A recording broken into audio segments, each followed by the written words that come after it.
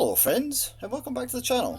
So today I'm going to be diving headfirst into the jungle with a brand new series, Green Hell Story Mode, but with a twist. So I'm going to be cranking up the difficulty to the max. I've only got one life to survive the most unforgiving jungle ever made in any game. One life, no respawns, no second chances, in a jungle where any misstep could potentially end the run straight away. If you don't know Green Hell, it's possibly the hardest survival game on the market with the most unforgiving environment you can imagine, with panther attacks, spiders, rattlesnakes, you name it. On top of all that, I'm going to have to keep my character alive with 4 different food groups as well, so it's really not going to be easy. I've cut the run into highlights and I'll talk you through the whole adventure so as not to waste your time and keep the videos shorter. So please like, sub and comment and let's dive into Green Hell Hardcore. Hello?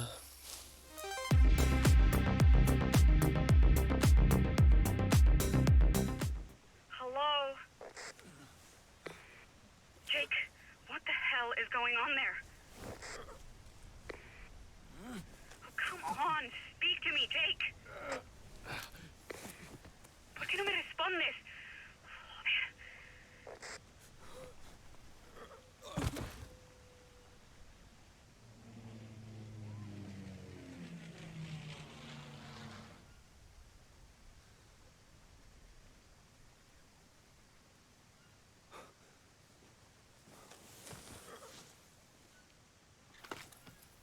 Alright, so this is where we start off. On the beach, with absolutely nothing in the greenest of hells.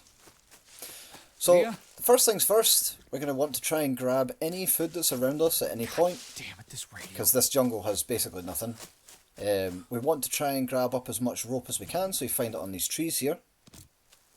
And then we're going to be wanting to try and make ourselves some starting items to get ourselves able to defeat the jungle and get on a good footing. The thing is, if you don't get... Oh, obsidian stone in this cave, by the way, really important for the start. If you don't get a good start on Green Hell mode, you're finished. So I start by collecting some resources here. There's some rocks. If you harvest the big stones, you get little stones. And then we need them to make an axe. Can anyone hear me? I had an accident. I don't know what happened. Please, help. Over. So first things first, craft yourself a stone blade. Fuck. With 2 stones. And it lets you cut down a small tree. And then I like to use the obsidian stone to make an obsidian spear. There's a couple of options with your obsidian rock that you get, but I like to make a spear. And then with the second long stick, you always want to make a bow.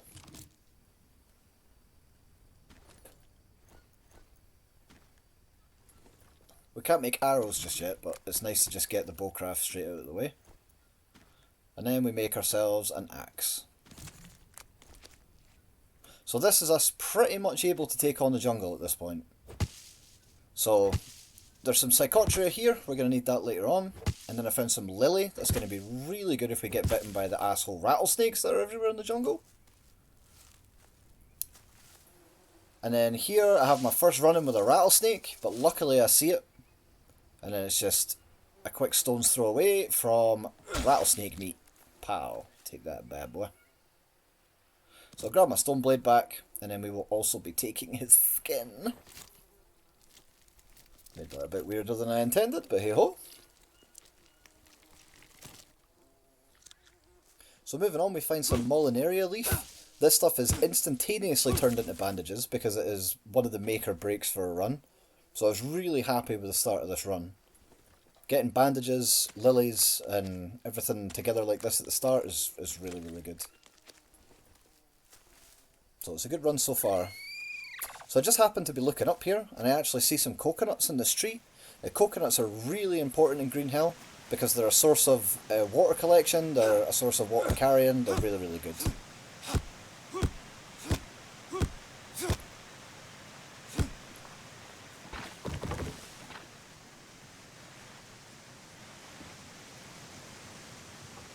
So I'm like, where the hell's my coconuts? Then I remembered they were at the top of the tree, not the bottom. I'm a bit of a dumbass sometimes, I suppose.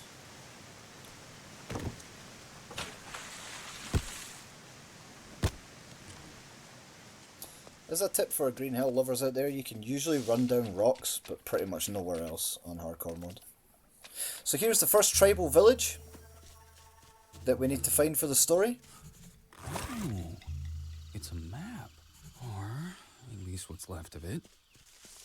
So, for some reason, this guy's idea of how to survive a survival situation in the jungle is to immediately get high, because the first thing that you need to do is make ayahuasca. And for those of you that don't know, ayahuasca is one of the strongest hallucinogenics known to man.